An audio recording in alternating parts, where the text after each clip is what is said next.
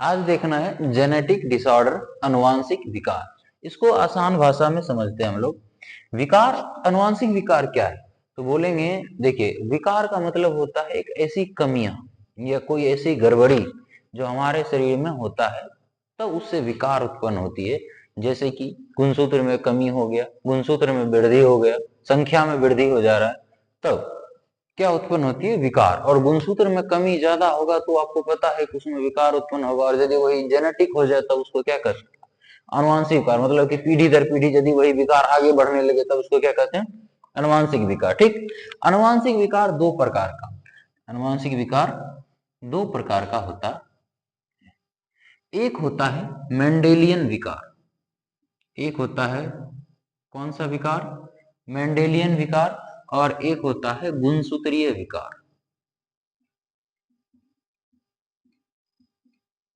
ठीक।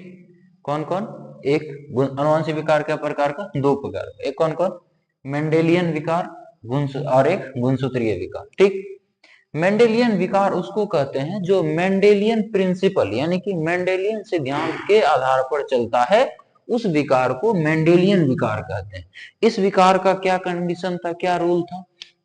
तो इसका कहना था कि जब दो प्रभावी जीन, दो प्रभावी जीन आपस में मिलता है, दो प्रभावी जीन आपस में मिलता है तो एक प्रभावी जीन बनाता है। यानी कि दो प्रभावी जीन मिल जाए तो आपस में तो एक लक्षण जो दिखेगा वो भी एक्सप्रेसिव जीन होगा, यानी कि वो प्रभावी जीन की तरह काम करेगा। ये दोनों जीन जब मिलेगा तो जो लक्षण दिखेगा वो उस जीन में प्रभावी होगा, ये वाला था। और एक होता है एक अप्रभावी जीन प्लस दूसरा प्रभावी जीन हो, तब पर भी एक्सप्रेसिव जीन होगा, यानी कि वो अपनी चीज जो अपने लक्षण होगा उसको क्या कर पाएगा? व्यक्त कर पाएगा। यानी कि एक्सप्रेसिव जीन होगा। तो एक्सप्रेस का मतलब होता है व्यक्त करना। हम यहाँ पर व्यक्त जीन करने वाला नहीं लिख करके लिख देना प्रभावी, मतलब अपने जीन को व्यक्त कर पाएगा, ये हो गया। और यदि दो अप्रभावी जीन होगा, दो अप्रभावी जीन होगा, तब पर भी वो अपने लक्षणों को जीन की मदद से व्यक्त कर सकता है। इसी सिद्धांत को मेंडेलियन सिद्धांत कहते हैं। और इस रूल को, इस प्रिंसिपल को जो फॉलो करता है उस विकार को मेंडेलियन विकार कहते हैं। इस विकार के बारे में तो हम पढ़ेंगे नहीं, हमको पढ़ना है कौन सा विकार? गुणसूत्रीय विकार। कौन सा विकार? गुणसूत्रीय विकार। इस विकार को समझते हैं। अब आपको पता है कि गुणसूत्र मानव में कितना होता है? 46 गो। जोड़ा में कितना होता है? 23 गो। तो देखिए 23 गो की बात करेंगे तो 22 जोड़ा और एक जोड़ा मिलके 23 जोड़ा होगा। संख्या की बात करेंगे तो 44 और 2। ठीक, ये होगा। तो याद रखिएगा कि ये जो 44 है और ये जो 22 है, ये दोनों एक ही है। ये जोड़ा में तो 22 दूनी 44 नहीं होगा, ये जोड़ा में तो ये 2 होगा ना। तो 22 और 44 ये एक ही है, ये जोड़ा में है और ये संख्या में। और 1 और 2 ये दोनों एक ही है। इसको कहते हैं ऑटोसोम, इसको कहते हैं एलोसोम, या इसको सेक्स क्रोमोसोम भी कहते हैं। एक होता है ऑटोसोम, एक होता है सेक्स क्रोमोसोम। तो यदि विकार ऑटोसोम में होगा तब उसको ऑटोसोमल विकार कहेंगे। और यदि सेक्स क्रोमोसोम में विकार होगा तब उसको सेक्स क्रोमोसोम लिंक डिसऑर्डर यानी कि विकार कहेंगे। क्या बोले कि इधर जो गुणसूत्र है उसको क्या कहते हैं? ऑटोसोम कहते हैं। इसलिए इस डिसऑर्डर को कौन सा डिसऑर्डर कहेंगे? ऑटोसोमल डिसऑर्डर कहेंगे। कोई दिक्कत? और इधर जो क्रोमोसोम है ये एक्स और वाई पढ़ते हैं ना, इसको कहते हैं सेक्स क्रोमोसोम। यानी कि इस सेक्स क्रोमोसोम में जो डिसऑर्डर होगा उसको कहते हैं सेक्स क्रोमोसोम लिंक डिसऑर्डर। ध्यान समझिए, जब कभी भी गुणसूत्र में वृद्धि कमी हो जाए या कोई भी शरीर में और भी मैन्युफैक्चरिंग डिफेक्ट दिखने के लिए मिलता है तब उसको विकार कहते हैं। जब वही विकार पीढ़ी दर पीढ़ी आगे बढ़ने लगे तब उसको कौन से विकार कहते हैं? अनुवांशिक विकार। अनुवांशिक विकार दो प्रकार का होता है, एक मेंडेलियन होता है और एक गुणसूत्रीय होता है। हम गुणसूत्रीय विकार पढ़ेंगे। गुणसूत्रीय विकार में बताए कि 22 जोड़ा या 44 संख्या में जो गुणसूत्र होता है उसको ऑटोसोम कहते हैं, और जो ये दूगो होता है इसको कहते हैं सेक्स क्रोमोसोम। तो जब गुणसूत्र विकार होगा तो इसी दूगो में होगा, यानी कि यदि 44 गो गुणसूत्र में कहीं पर भी कमी, वृद्धि, गड़बड़ी दिखा तो समझिएगा कि ये ऑटोसोमल डिसऑर्डर है। जैसे हम कह दें, इसका एग्जांपल देखिए, एक सिंड्रोम है जिसका नाम है एडवर्ड सिंड्रोम। एक सिंड्रोम है जिसका नाम है एडवर्ड सिंड्रोम।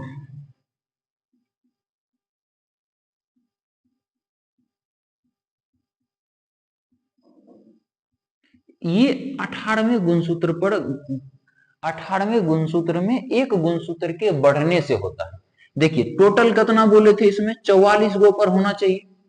देखिए 44 के अंदर में 18 का 18वां संख्या आता है, इसका मतलब 18वें गुणसूत्र पे हो रहा है, इसका मतलब है कि 44 वाला में है।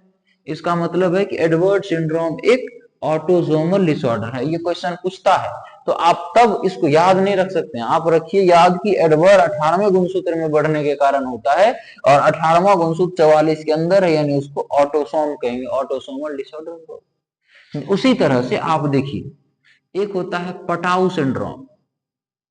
कौन सिंड्रोम? Patau syndrome. ये होता है कितना गुणसूत्र पर? 13वां गुणसूत्र पे होता है, इसलिए ये भी ऑटोसोमल डिसऑर्डर होगा। ठीक। और डाउन सिंड्रोम,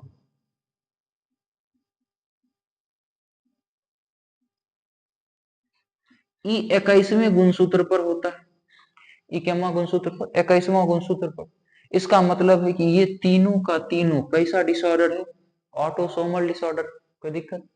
अब समझिए, इधर आइएगा, तो यदि एक्स और वाई में गड़बड़ी हो रहा है तब उसको सेक्स क्रोमोसोम कहेंगे, क्योंकि यही लिंग निर्धारण करता है। तो यह इसमें आता है एक लाइन फिल्टर सिंड्रोम,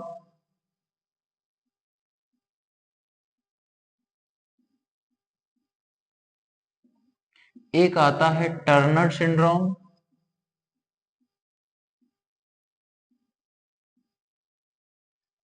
ठीक। सिंड्रोम का नाम याद रखना है तो ये कम से कम ये तीन गो तो नाम आप याद रखिएगा जरूर। कौन कौन सा? एडवर्ड सिंड्रोम 18वें गुणसूत्र पर होता है, पटाऊ सिंड्रोम 13वें गुणसूत्र पे होता है। अब वृद्धि होता है, कमी होता है, वो बाद में जाने। केमा पर होता है, ये याद रहेगा, ये पूछता भी क्वेश्चन बैंक में देखिएगा। एडवर्ड सिंड्रोम 18वें गुणसूत्र पर, पटाऊ सिंड्रोम 13वें गुणसूत्र पर, डाउन सिंड्रोम 21वें। ये सब का सब किस कि ऑटोसोम में आता है, इसलिए इसको कौन सा डिसऑर्डर कहेंगे? ऑटोसोमल डिसऑर्डर कहेंगे। ठीक। अब देखिए, ये लाइन फिल्टर सिंड्रोम और टर्नर सिंड्रोम ये दोनों किस में आता है? सेक्स क्रोमोसोमल सिंड्रोम में आता है। अब एक चीज याद रखिएगा, क्या? कि यदि 46 में एक बढ़ जाए गुणसूत्र की संख्या, या 46 में एक घट जाए, तो ये जो बढ़ता और घटता है इस स्थिति को कहते हैं एन्यूप्लॉइडी।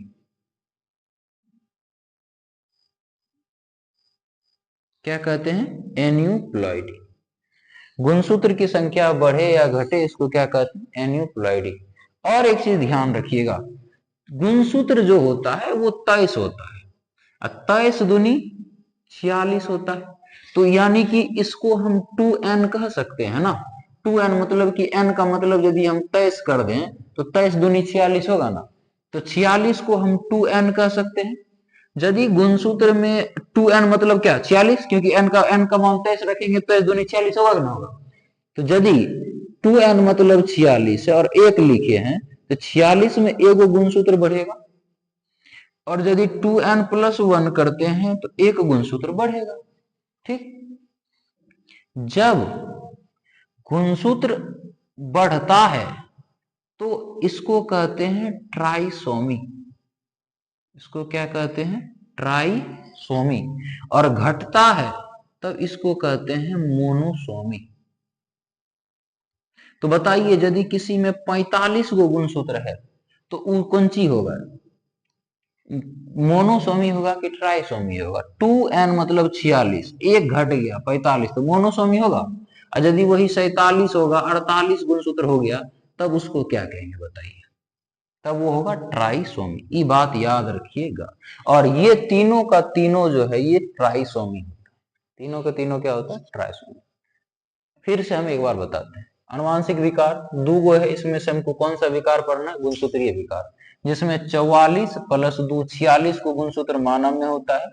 ये दो को कहते हैं ऑटोसोम, इसको कहते हैं सेक्स क्रोमोसोम। इसीलिए डिसऑर्डर गुणसूत्रीय विकार दो प्रकार का हुआ, एक ऑटोसोमल डिसऑर्डर और एक हो गया सेक्स क्रोमोसोम डिसऑर्डर। ठीक, इसमें से कौन कौन डिसऑर्डर सिंड्रोम का नाम बताए? एक Edward syndrome, Patau syndrome, down syndrome. Edward syndrome कहते हैं कि गुणसूत्र के ट्राइसोमी से होता है 18 में, पटाउ सिंड्रोम के माह से होता है 13वां से होता है, और डाउन सिंड्रोम के माह से होता है 21वें गुणसूत्र के ट्राइसोमी से होता है।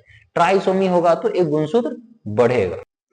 अब एक तरफ से सारा सिंड्रोम देखते हैं। ठीक, पहला सिंड्रोम है जिसका नाम है क्लाइन के, साइलेंट भी रहता है, आप पढ़े ना पढ़े वहां पर क्लाइने फेल्टर, लाइन फिल्टर बोलने में बनता भी नहीं, तो क्लाइने फेल्टर सिंड्रोम।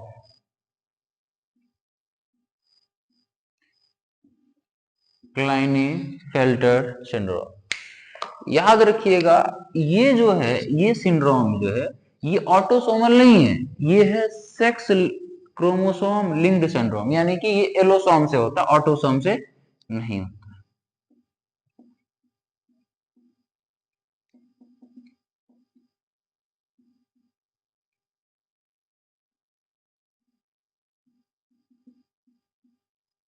कैसे होता है पहले ये समझिए।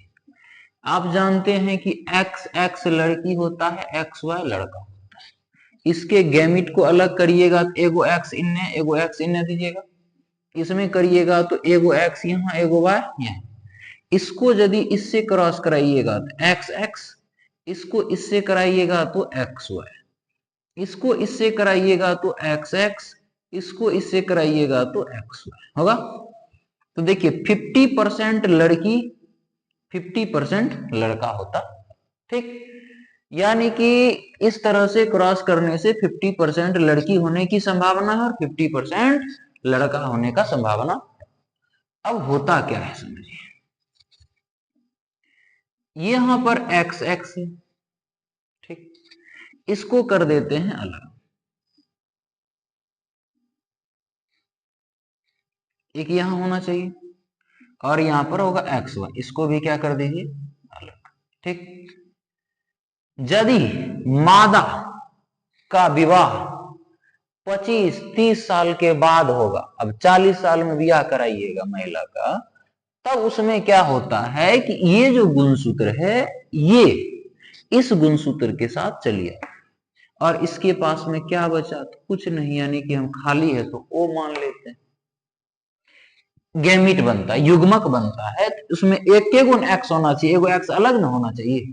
यहां क्या होता है कि जो जो यहां पर होना चाहिए क्रोमोसोम को, वो यहां से उठ जाती है और ये यहां पर आ जाती है। यहां पर तो कुछ नहीं बचा। अब होता क्या है समझिए, जब इस तरह की घटनाएं होगा, जब 40 साल की उम्र में 30-35 साल की उम्र में महिलाओं का विवाह होता है, तो गुणसूत्र का बंटवारा जिस हिसाब से होना चाहिए ऐसा नहीं होता है। एक ही युग्मक में दो एक्स। अब मान लीजिए कि ये एक्स इस एक्स के साथ यदि क्रॉस करेगा, फ्यूज करेगा, तो यहां पर क्या होगा? मान लीजिए कि ये जो y है, ये y यदि आपस में मिलता है तो क्या बनेगा? x x y। तो हम इस तरह से ना लिख करके हम यहां पर डायरेक्ट लिखते हैं, ये जो x है ना, ये x इस x के साथ यदि मान लीजिए मिलता है, ठीक, यदि इस x के साथ मिलता है तो रिजल्ट क्या होगा? 3x होगा। यदि ये y इस x के साथ मिलता है तब रिजल्ट क्या होगा? x x y होगा ना, हो जाएगा। और आप यदि इसको इससे मिलाइए तो यहां पर क्या बनेगा? एक्स ओ बनेगा। बताइए, एक्स एक्स न लड़की का पहचान होता है, एक्स वाई न लड़का का पहचान होता है। एक्स एक्स एक्स ये कौन सी पहचान? ये दो एक्स है तो लड़की है, ई कौन सी है? लड़की का स्क्वायर। और यदि ई दो, ये एक्स वाई दिख रहा है, ई तो नर का पहचान है, नर में ई नारी है, या तो बॉडी नर बनेगा या तो नारी बनेगा। इन यहां पर नर भी है और नारी भी है, तो ये ना नर रहा, ये ना नारी है, ये तो नाड़ा हो गया, फिर ना हो गया।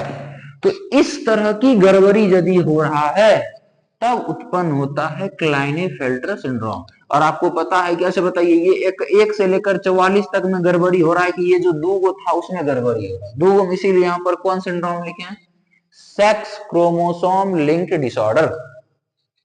यदि ये वाला घटना हो रहा है, एक्स एक्स वाई वाली घटना हो रही है, तो समझ लीजिए कि इसको कहते हैं क्लाइनेफेल्टर सिंड्रोम। अब देखिए, 44 प्लस एक्स एक्स है तो टोटल कितना होगा? 46 होगा ना। लेकिन यहां पर एगो वाई एक्स्ट्रा है, तो कत्ते हो गया? 47 हो गया। तो यदि इस इतना गो 46 गो को हम 2n कहते हैं, इसमें एगो वाई ज्यादा है, तो 2n प्लस 1 हुआ ना। तो बताइए, 2n प्लस 1 होता है तो उसको मोनोसोमी कहते हैं कि ट्राइसोमी कहते हैं? उसको कहते हैं हम ट्राइसोमी। इसका मतलब है कि ये जो सिंड्रोम है, ये कैसा सिंड्रोम है? ट्राइसोमी सिंड्रोम है। इसमें गुणसूत्र 46 गो है कि 47 गो गुणसूत्र है? तो 47 गुणसूत्र है। और उसका स्ट्रक्चर कैसे था? X X Y, X X Y. यहां तक में कोई परेशानी? अब समझिए, यदि क्लाइनेफेल्टर सिंड्रोम है और इस तरह का है, तो जो बच्चे जन्म लेंगे उसका स्ट्रक्चर, संरचना कैसा होगा, उसमें जो लक्षणें दिखेंगी वो कैसा दिखेगा? तो याद रखिएगा, क्योंकि ये था लड़का, इसमें लक्षण आ गया है किसका? लड़की का। तो लड़का होगा स्वीट, यानी कि मीठा, मतलब कि जिसमें कि लड़का में लड़कियों वाला लक्षण होगा। यदि कोई महिला या कोई लड़की लड़कों को कह दे हाँ यू आर स्वीट, तो बड़ी खुश होता है, हाँ हम स्वीट हैं। या कोई उसका दोस्त कह दे तुम मीठा हो, उसको गुस्सा आ जाता है। तो यदि इस लड़का में इस एक्स गुणसूत्र के एक्स्ट्रा में है तो पक्का लड़की वाला लक्षण आएगा। तो जब लड़की वाला लक्षण आएगा तो इसका मतलब है कि वो है मेल, यानी है नर, लेकिन उसमें लक्षण आएगा कौन ची का? महिला का। उसमें लक्षण किसका आएगा? महिला का। तब उसका आवाज भी कैसन आवाज होगा? तो उसका वॉइस भी होगा फीमेल वॉइस, लड़की की तरह बोलेगा, बोलेगी। अब वो बोलेगा नहीं रहा। अब समझिए, वो चलेगा भी उसी की तरह। अब है लड़का, सारा लक्षण लड़की वाला है, तो उसमें क्या वृषण का विकास होगा और अन्य जनन अंग का विकास होगा। तो याद रखिएगा, ये सभी जनन अंग जो है वो अल्प विकसित होगा। और जब जनन अंग अल्प विकसित होता है तब इस कंडीशन को हाइपोगोनेडिज्म कहते हैं। जनन अंग अल्प विकसित हो तो इस कंडीशन को हाइपोगोनेडिज्म कहते हैं। अब लड़का में तो लड़का का लक्षण है ही नहीं, वो चलता भी लड़की की तरह है और बोलता भी लड़की की तरह है, स्किन भी सॉफ्ट होने लगेगा, चाल चलन भी लड़का वाला नहीं रहेगा, और स्तन का विकास होने लगेगा। उस कंची का विकास होने लगेगा, स्तन का विकास। यदि किसी पुरुष में स्तन का विकास होने लगे तब इस कंडीशन को कहते हैं गायनोकेमेस्टिया, गायने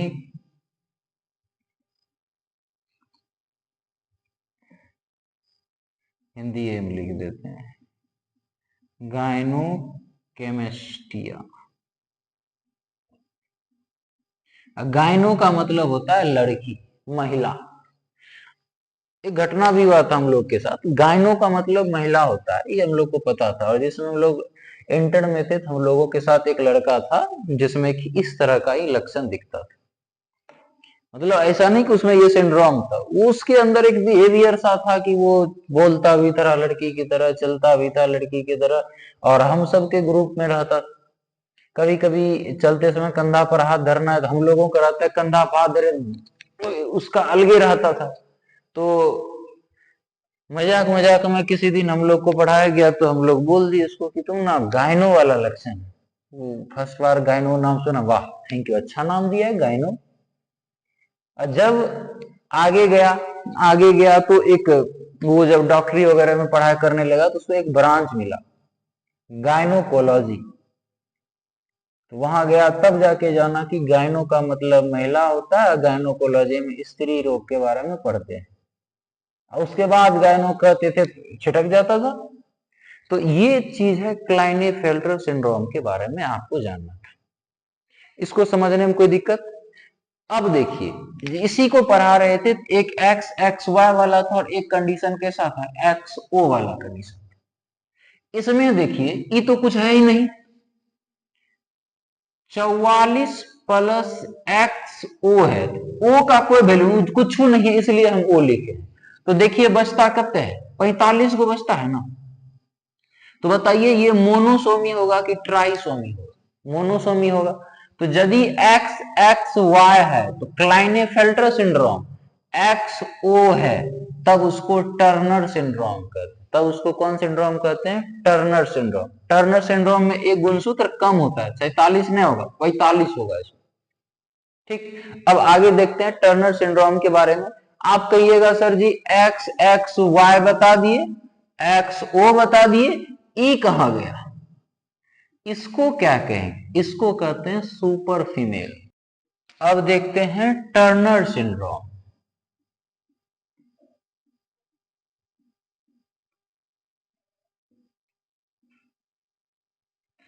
टर्नर सिंड्रोम के बारे में समझिएगा। वही कंडीशन देखिए, एक्स एक्स एक्स वाई है, इसको अलग करना है, युग्मक के रूप में कर दिए। तो होता क्या है कि जब ज्यादा समय में महिलाओं का विवाह होता है, बहुत लेट समय जाकर के 40-42 में जाकर विवाह होता है, ये जो गुणसूत्र है ये इसमें आ जाता है, यहाँ कुछ भी नहीं बचा, ये खाली है। तो यदि इसके साथ इधर आता है तो क्लाइनेफेल्टर सिंड्रोम होता है। अब मान लीजिए कि अब वो महिला का विवाह होता है, फिर उनका संबंध बनता है, तो बच्चा होता है जिस समय, उस समय ये जो एक्स गुणसूत्र है ये इसके साथ आएगा, एक्स के साथ आएगा तो ओ होगा एक्स ओ, लेकिन ई तो कुछ है नहीं है ना। तो 44 गो एक्स्ट्रा गुणसूत्र होगा प्लस एक्स होगा, तो 44 एक 45 गुणसूत्र हुआ, यहां तो कुछ नहीं है ना है। बताइए एक मानव को बनने के लिए कितना गुणसूत्र चाहिए? 46 गो, लेकिन यहाँ पर है कितना? 45 गो। तो आपको लगता है कि इसमें कोई गड़बड़ी नहीं होगा? पक्का होगा। और ये एक्स वाई वाला खेल चल रहा है, इसका मतलब ये भी गुणसूत्र वाला, गुणसूत्र सेक्स क्रोमोसोम से रिलेटेड बीमारी है। यानी कि हम कह सकते हैं कि ये बीमारी सेक्स क्रोमोसोम लिंक्ड डिजीज है, यानी कि डिसऑर्डर है। ठीक, उसके बाद इसमें 44 यानी कि 44 प्लस एक्स, तो देखो 44 प्लस एक्स हुआ तो गुणसूत्र कितना होगा? 45 होगा, यानी कि एक गुणसूत्र कम है, अर्थात हम कह सकते हैं 2n-1, तब ना होगा 45 को। या ये भी कह सकते हैं आप 2n-1, या आप ये कह सकते हैं कि सीधा सीधे इसमें गुणसूत्र कितना हुआ है? 45 हुआ। इस तरह का स्ट्रक्चर होता है, तो उसमें कौन सा सिंड्रोम होगा? Turner syndrome. और याद रखिएगा क्लाइनेफेल्टर सिंड्रोम मेल में और टर्नर सिंड्रोम किस में होता है? फीमेल में होता है। यदि ये सिंड्रोम फीमेल में होता है तो याद रखिएगा इसमें लक्षण जो होगा, इसमें मादा जनन अंग अल्प विकसित रह जाता है। इसमें मादा जनन अंग क्या हो जाता है? अल्प विकसित रहता है, क्योंकि सिर्फ लड़कियों में होता है। उसके बाद वक्ष का, यानी कि ये जो वक्ष होता है, यानी स्तन का विकास सही से नहीं हो पाता, यानी कि वक्ष चपटा होता है। और मासिक चक्र प्रेजेंट या अब्सेंट कुछ भी हो सकता है, या तो प्रेजेंट होगा या तो अब्सेंट होगा। उसके बाद जड़ बुद्धि, यानी कि बुद्धि कम होता है, यानी कि कह सकते हैं कि इंटेलिजेंस, यानी कि मंद बुद्धि होता है, उसका बुद्धि कम होता है। मंद बुद्धिमत्ता का कंडीशन आ जाता है इसमें कि उसका ब्रेन ज्यादा बढ़िया से वर्क नहीं कर पाता, ये हो जाएगा। और हाइट, यानी कि लंबाई बहुत कम होता है, ये बहुत कम होता है। ये है कौन सा सिंड्रोम? Turner syndrome. बताइए क्लाइनेफेल्टर सिंड्रोम का कंडीशन क्या है? एक्स एक्स वाई, ये सिर्फ लड़कों में होता है। ये trisomy sex chromosome linked syndrome था, लेकिन टर्नर सिंड्रोम जो है वो है सेक्स क्रोमोसोम लिंक्ड सिंड्रोम, लेकिन ये 45 गए, यानी कि हम कह सकते हैं कि ये एक मोनोसोमी सिंड्रोम है। कैसा सिंड्रोम है? मोनोसोमी सिंड्रोम है। ठीक, अब इसके बाद जो सिंड्रोम्स वगैरह पढ़ेंगे वो होगा 44 गो के अंदर होने वाला, यानी कि वो एक ऑटोसोमल सिंड्रोम होगा। ठीक, अब है down syndrome. Down syndrome, down syndrome से जो भी लक्षण होता है उसको आप देखना चाहते हैं, एक मूवी आया था आमिर खान का था, तारे जमीन पर। उसमें जितने भी कैरेक्टर हैं लगभग लगभग डाउन सिंड्रोम से पीड़ित है। क्या है डाउन सिंड्रोम, कैसे होता है, इसको समझते हैं। डाउन सिंड्रोम देखिए 44 प्लस एक्स और वाई होता है ना, इसको कहते हैं ऑटोसोम, इसको कहते हैं सेक्स क्रोमोसोम या एलोसोम। इसके बारे में तो हम पढ़ ली, अब पढ़ना इसके बारे में। इसमें जो गड़बड़ी होता है इस गुणसूत्र में 44 गो में से किसी में, तब वहां पर जो बीमारी होता है वो ऑटोसोमल बीमारी होता है, और उसी के अंतर्गत आता है कौन? Down syndrome. डाउन सिंड्रोम एक कैसा बीमारी है? तो याद रखिएगा ऑटोसोमल डिसऑर्डर है। ठीक, और इसमें डाउन मतलब क्या होता है? नीचे, लेकिन इसमें एक गुणसूत्र क्या है? ज्यादा है। 46 को होता है, एक गुणसूत्र ज्यादा है, इसमें कितना गुणसूत्र होगा? 47 गो। मतलब कि ये ट्राइसोमी सिंड्रोम है। ये कैसा सिंड्रोम है? ट्राइसोमी सिंड्रोम, यानी कि ट्राइसोमी, ट्राइसोमी मतलब कहें तो 2n+1, तब ना ट्राइसोमी होगा। ट्राइसोमी है तो गुणसूत्र की संख्या कितना होगा? 47। 2n मतलब 2 गुना 23, 46 हो गया, प्लस 1 47। अब दिक्कत यह है कि 44 गो में से किस गुणसूत्र में एक गुणसूत्र बढ़ रहा है? तो याद रखिएगा ये डाउन सिंड्रोम 21वां गुणसूत्र में एक गुणसूत्र के बढ़ने से, यानी कि ट्राइसोमी, एक गुणसूत्र में एक बढ़ेगा तब ना 2n+1 होगा, यानी 21वें गुणसूत्र के ट्राइसोमी के कारण ये रोग होता, डाउन सिंड्रोम होता है।